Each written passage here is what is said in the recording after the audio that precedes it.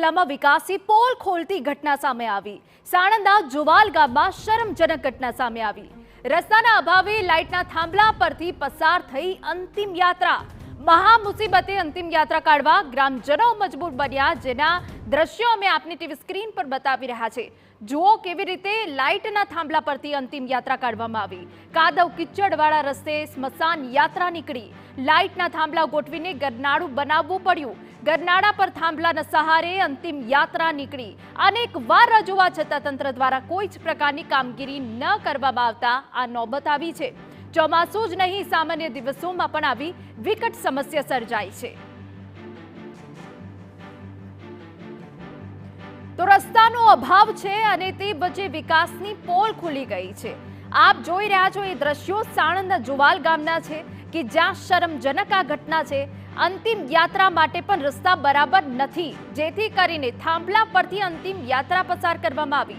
લાઇટના થાંભલા પરથી અંતિમ યાત્રા સાથે લોકો નીકળ્યા હતા કે જ્યાં રસ્તાની સમસ્યા છે, રસ્તાનો અભાવ છે। અનેક રજૂઆત કરવામાં આવી છે, પરંતુ હજુ સુધી તેમની કોઈ જ રજૂઆત કાને ધરવામાં નથી આવી। તંત્ર પણ આંખ આડા કાન કરે છે।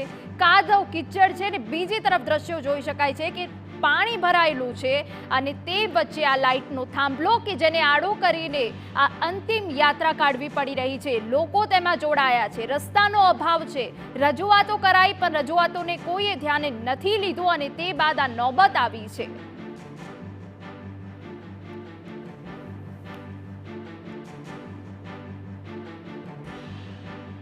તો વિકાસની પોલ ખોલતો આ વિડીયો અમે આપને બતાવી રહ્યા છે કે જ્યાં રસ્તાનો અભાવ જોવા મળી રહ્યો છે। અગર કોઈ દુર્ઘટના, કોઈને ઈજા પહોંચે તો જવાબદાર કોણ? લાઇટના થાંભલા પરથી અંતિમ યાત્રા લઈને નીકળવાની નોબત આવી છે। સવાલ એ પણ થાય કે ક્યારે જળવાશે મોતનો મલાજો, તે પણ એક સૌથી મોટો અહીંયા સવાલ થાય છે। થાંભલા પરથી અંતિમ યાત્રા પસાર કરવાની નોબત એટલે આવી છે કારણ કે રસ્તાનો અભાવ છે। વારંવાર ગામ લોકોએ આ બાબતે રજૂઆત કરી છે, પરંતુ તેમની સમસ્યાને કોઈએ ધ્યાન પર નથી ધરી। તંત્રએ આંખ આડા કાન કર્યા છે ને તે બાદ ગ્રામજનોની આ નોબત આવી છે। આ સમસ્યા સર્જાઈ છે અને આ રીતે અંતિમ યાત્રા કાઢવી પડી મહા મુસીબતે। લાઇટનો થાંભલો આડો કરવામાં આવ્યો છે, તેની નીચે પાણી ભરાયેલું છે, તે પણ સ્પષ્ટપણે જોઈ શકાય છે। કાદવ કિચડવાળો આ જે ગરનાળું હતું તેના પર લાઇટનો થાંભલો આડો કરીને અંતિમ યાત્રા કાઢવામાં આવી અને આ સદંતર જે નિષ્ફળ તંત્ર છે, વિકાસની પોલ ખુલી ગઈ છે।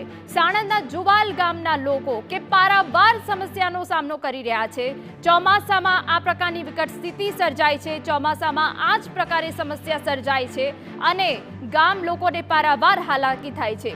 સાણંદમાં જ્યારે પણ ભારે વરસાદ પડે છે ત્યારે જુવાલ ગામની સ્થિતિ અત્યંત દયનીય બની જાય છે। ચારે તરફ પાણીનું સામ્રાજ્ય, એમાં પણ રસ્તાનો અભાવ જોવા મળે છે, જેના કારણે લોકો પારાવાર સમસ્યાથી પસાર થઈ રહ્યા છે। ત્યારે આ એ દ્રશ્યો કે જે વિકાસની પોલ ખોલે છે। વારંવાર રજૂઆત કરવામાં આવી છતાં પણ તંત્રના ધ્યાને નથી આવ્યું। આંખ આડા કાન કરવામાં આવ્યા અને રસ્તો ન હોવાના કારણે આ રીતે અંતિમ યાત્રા કાઢવી પડી। ગામના સ્થાનિક કનુભાઈ આપણી સાથે જોડાઈ ગયા છે। કનુભાઈ, વિડીયો તો અમારી પાસે આવ્યો છે કે જ્યાં થાંભલા પરથી અંતિમ યાત્રા નીકળી। કેટલા સમયથી આપ રજૂઆત કરી રહ્યા છો આ બાબતે? રજૂઆત તો લગભગ અમારે તો આવું તો લગભગ 15-20 વર્ષથી ચાલે છે। એના અમે વાત ડેલીગેટને વાત કરી હતી, એવું બધું વાત કરી। એમને નારું બન્યાલ્યું, અમને બન્યાલ્યા પછી વળી તૂટી ગયું। પછી અમને કે બન્યાલશું, પછી બન્યાલવાનું કીધું પણ હજુ બન્યાલ્યું છે નહીં અમને। અને પાણી હું થાંભલા હું લઈને જવી છીએ થાંભલા ઉપર થઈ। બિલકુલ કનુભાઈ, આપ જણાવો છો કે 15-20 વર્ષથી રજૂઆત કરવામાં આવી। આ જે આપ થાંભલાથી અંતિમ યાત્રા કાઢવામાં આવી, અન્ય કોઈ રસ્તો નથી?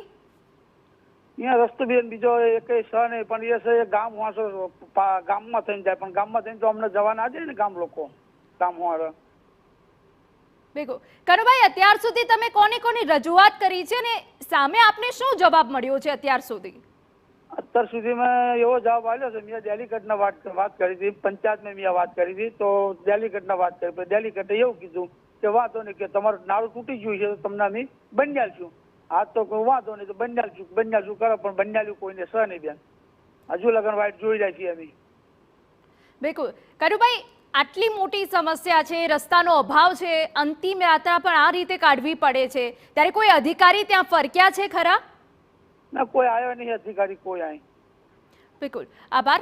તો જે રીતે સ્થાનિક જણાવી રહ્યા છે કે 15 થી 20 વર્ષ સુધી આ બાબતે સતત રજૂઆત કરી છે, પરંતુ હજુ સુધી કોઈ ઉકેલ નથી આવ્યો અને અધિકારી તરફથી, તંત્ર તરફથી પણ યોગ્ય જવાબ ન મળતો હોવાનો દાવો સ્થાનિક કરી રહ્યા છે.